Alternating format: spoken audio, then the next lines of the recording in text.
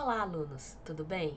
Na videoaula de hoje, nós vamos falar sobre entrada e saída de dados usando a linguagem Python. Então, como a gente viu na aula passada, geralmente, em fundamentos de programação, a gente está tentando modelar um problema adequadamente. E para isso, a gente vai usar um algoritmo para especificar uma solução para o problema e implementá-lo em uma linguagem de programação. Nessa disciplina, a gente está escolhendo a linguagem de programação Python. Depois que você implementou o algoritmo, você tem que executar e testar a sua solução. Porque às vezes ela pode estar incorreta. Por exemplo, para uma dada entrada, você esperava uma certa saída, mas saiu outra coisa. Então é necessário verificar se a solução satisfaz todos os requisitos. Se, por exemplo, o seu problema é identificar se o número é par ou não, e fala, por exemplo, que 4 é ímpar. Então, obviamente, ali tem um erro na sua solução. E aí, caso não satisfaça ali, o requisito, que nem esse exemplo que eu dei, você vai refazer o algoritmo, até mesmo modelar novamente o problema. E muitas vezes nesse processo, a gente precisa ter uma entrada e uma saída de dados. Principalmente nessa aula aqui, a gente vai falar mais da entrada de dados via teclado. Por exemplo, quando você quer que o usuário informe um número. É um exemplo de entrada de dados. Mas poderia ser também o mouse, o touchpad de um notebook, uma câmera, podia ser essa entrada de dados, ou até o áudio com microfone ali. Mas aqui a gente vai estar focado mais no teclado, ou seja, em texto. Os dispositivos de saída que a gente usa atualmente é o monitor, né? Mas também poderia ser uma impressora, a gente pode considerar então a placa de vídeo ali, que também faz parte desse esquema com o monitor e o computador. Mas então aqui nesse conteúdo a gente vai lidar principalmente com o teclado e a saída no monitor. Tá. Para obter um texto do usuário, por exemplo, você pede, por favor, usuário, me informe um número. E ele vai digitar alguma coisa. A forma mais fácil de usar é o comando, também chamado de função input. Em português, input seria entrada. Você pode usar a função input sozinha. Input é uma função, então você tem parênteses ali logo depois do nome da função. Mas usar o input sozinho não é muito útil, porque o resultado dele é sempre um string. E se você usar só o input sozinho assim, sem atribuir o resultado dele para ninguém, você vai estar pedindo um número para o usuário, mas você não vai estar registrando em nenhum lugar. Então, mais útil é fazer assim: texto igual input, abre e fecha parênteses. O que isso vai fazer? Texto ali é uma variável, que nem a gente aprendeu na aula passada. Igual é o operador de atribuição, também já aprendido em aulas anteriores. Input aqui é a função que a gente está aprendendo, e você tem que abrir ou fechar parênteses ali dessa função. Esse input vai abrir um pedido de entrada do usuário, por favor me digite alguma coisa, e pegar o que o usuário digitou e armazenar na variável texto. Mas geralmente você tem que informar mais ou menos o que você quer que o usuário informe. Eu quero que ele informe um número, um nome, o endereço dele. Então, ao executar input, não tem um indicador claro do que precisamos digitar. Por isso, a gente pode pedir a ele para informar um texto para indicar ao usuário o que deve ser informado. Por exemplo, nome, que é o nome da variável que eu escolhi, igual que é o operador de atribuição, a função input, e como parâmetro dessa função input, eu estou passando uma string chamada informe seu nome, que é o que eu vou informar ali no programa Python rodando para os usuários saber que eu quero que você informe o seu nome. No meu caso, por exemplo, meu nome é Areta. Vamos rodar aqui então esse comando para vocês terem uma ideia melhor. Vou rodar aqui no shell do Python. Dar uma aumentada aqui da letra. E vou dar Enter aqui. Observe que aparece informe o seu nome e ali o cursor fica piscando, indicando que ele está perguntando alguma coisa para mim. Eu vou informar meu nome, Areta. Observem aqui no canto que foi criada uma variável com o nome Areta. Então, se eu, por exemplo, dar print nome, vai imprimir Areta. Então, a variável nome agora está com o valor Areta, que foi obtido como entrada pela função input. Observe que nesse caso a função input ela tem um parâmetro, a gente chama isso de parâmetro, que é uma string que informa para o usuário o que eu quero que ele digite. De modo geral, a gente utiliza saídas de forma visual também. A forma mais simples de saída visual é a textual. E é pelo comando print. A gente acabou já vendo um pouco o programa print em outras aulas, mas eu vou reforçar aqui. Então, print é uma função que vai imprimir alguma coisa ali no monitor, um texto.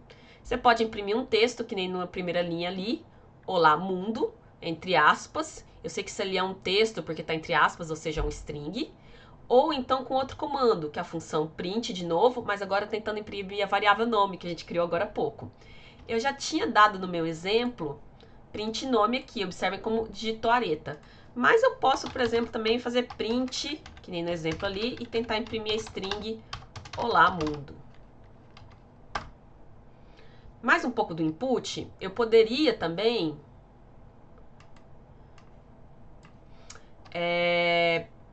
criar uma outra variável chamada número, operador de atribuição, vou usar a função input e quero que o usuário digite para mim um número. Então vou escrever digite um número inteiro.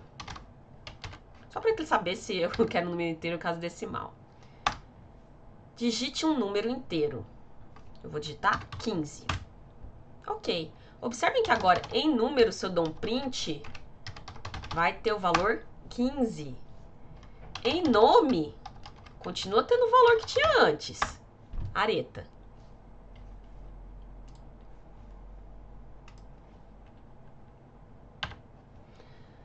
Então, por padrão, o comando print também sempre pulará para a próxima linha após a execução. Dá para ver isso usando esses dois comandos aqui. Então, se eu, por exemplo, colocar aqui, vou limpar isso aqui, vou colocar aqui em cima. Print, imprimir um string, olá, e depois outro comando print com olá novamente. Eu vou salvar isso aqui como teste e vou executar.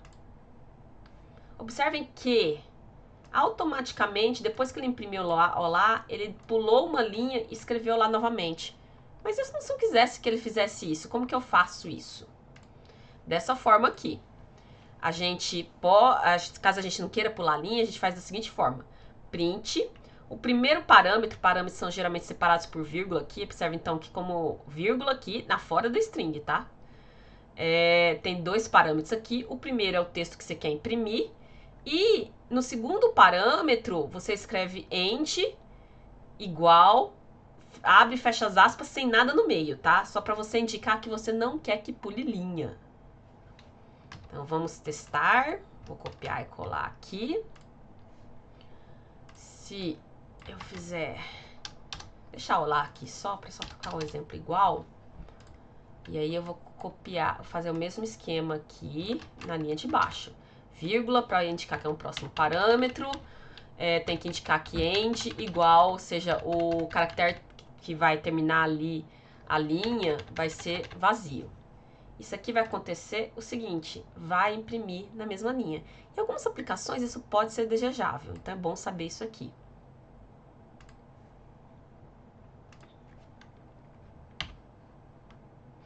Também, como já apareceu antes, a gente pode informar mais de um texto por vez. Então aí a gente separa por vírgulas. Então o primeiro print tem 3 parâmetros. Tá escrito, não, desculpa, 2. Essa vírgula aqui dentro da string não conta. Primeiro tá escrito olá, vírgula, mundo, e depois ele vai tentar concatenar com a palavra tchau. Então vamos aqui, olá, mundo, tchau. Observe que aqui eu não tô usando end, então vai pular a linha, tá? Olá, mundo, tchau. Observe que ele automaticamente juntou olá, mundo com tchau. E ele deu um espaço em branco no meio. Vou escrever aqui o bom dia, boa tarde, boa noite. Observe que aqui também quando você bota em aqui tem 3 parâmetros, bom dia, boa tarde, boa noite, 3 strings. Lembrando que strings tem que ter entre aspas, de preferências duplas. E aí ele automaticamente concatenou elas, colocando um espaço em branco entre elas. É outro jeito também de colocar tudo na mesma linha.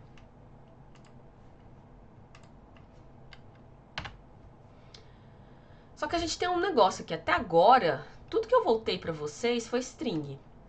Então, por exemplo, deixa eu rodar alguns comandos de novo. Então, nome, input, digite seu nome. Vou digitar areta. Se eu der type, nome, é string. Ok, areta é um texto, eu espero string, mas vamos pedir um número.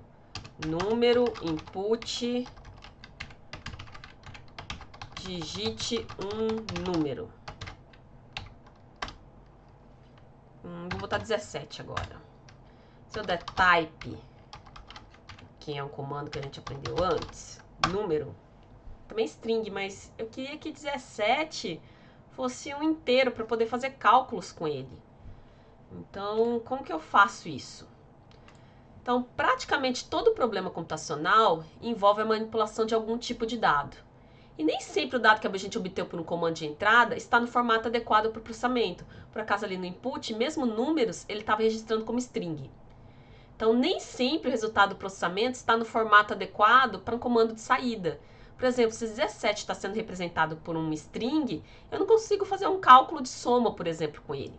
Tem que estar no formato inteiro ou double. Float, né? Que eu estou ensinando float.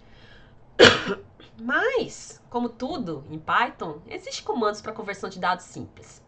Então, se você quer converter alguma coisa para inteiro, por exemplo, um texto para inteiro, você usa a função int. Se você quer converter alguma coisa para ponto flutuante, você usa a função float. E se você quer converter alguma coisa para texto, você usa a função str. Que tem um exemplo. Imagina que você tem a variável chamada número inteiro e ela recebe o valor 3. Depois você tem outra variável chamada número ponto flutuante. Ela vai receber a conversão do valor de número inteiro para float, que vai dar 3.0. Por fim, eu estou tendo outra variável que chama texto número, que eu quero um número em ponto flutuante que seja um string. Então, eu tenho um número ponto flutuante, que é a variável aqui da linha anterior, mas eu quero agora transformá-la para string. Então, vamos ver. Número inteiro igual a 3. Ó, criou a variável aqui, número inteiro igual a 3. Se eu der o type de copiar e colar aqui para ficar mais fácil, deu que ela é um int. Eu tenho agora a conversão do número inteiro para ponto flutuante. Observe que ele é um número ponto flutuante que o valor é 3.0. Se eu der um type aqui, um print de número ponto flutuante, vai dar 3.0. Se eu der um type também,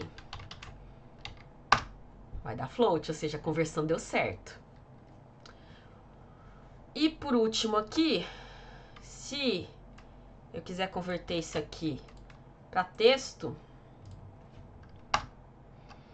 converter para string. Deixa eu dar print texto número 3.0. Parece o mesmo, mas não é, tá? Se eu der um type aqui em texto número, eu vou ver que é um string. O jeito mais comum de se usar isso, na verdade, é com input. Então, um uso bem comum é com input. Então, um uso bem comum de conversão é quando eu uso input, porque lembra, como sempre o resultado do input é um texto, e não dá para mudar isso, é uma string, e às vezes, por exemplo, eu pedi para informar um número, mas o 17, por exemplo, que eu informei, voltou como string, e eu queria ele como número inteiro para ser mais específico. Posso usar este comando aqui. A variável número inteiro recebe, começando de dentro para fora. Primeiro, comando input, função input, pedindo para informar um número. Ele vai pedir para o usuário informar um número. O número vai, por exemplo, ele vai digitar 17, só que isso voltou em string. E aí você usa outra função para converter isso, que é de mais de fora, para inteiro. Então vamos rodar isso aqui. Vou digitar um número, por exemplo, 17. Observe agora que o type de número inteiro é 17. E se eu quiser, por exemplo, fazer A igual 17 mais 2. Print A. Dá certo, porque é um número, não vai reclamar. Se isso fosse uma string ainda, não ia dar para fazer esse comando. Algumas pessoas acham isso aqui mais complicado. Então, outra forma de fazer é a seguinte forma. Vou primeiro usar sua função input sozinha para ela me informar um número. Vou botar dois pontos aqui e um espaço só para ficar mais bonitinho. E o resultado do input vai ser atribuído à variável texto. Informe o número. Continuar, vou mudar, 18. Ok.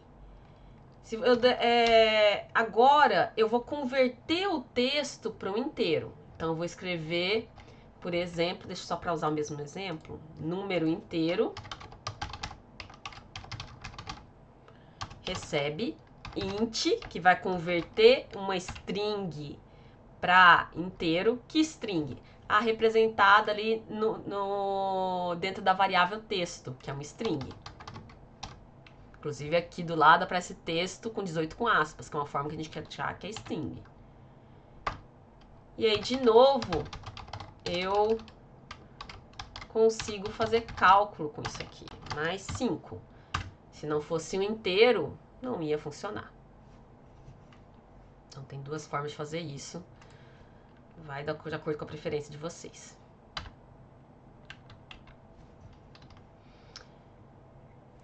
E por hoje é só, pessoal.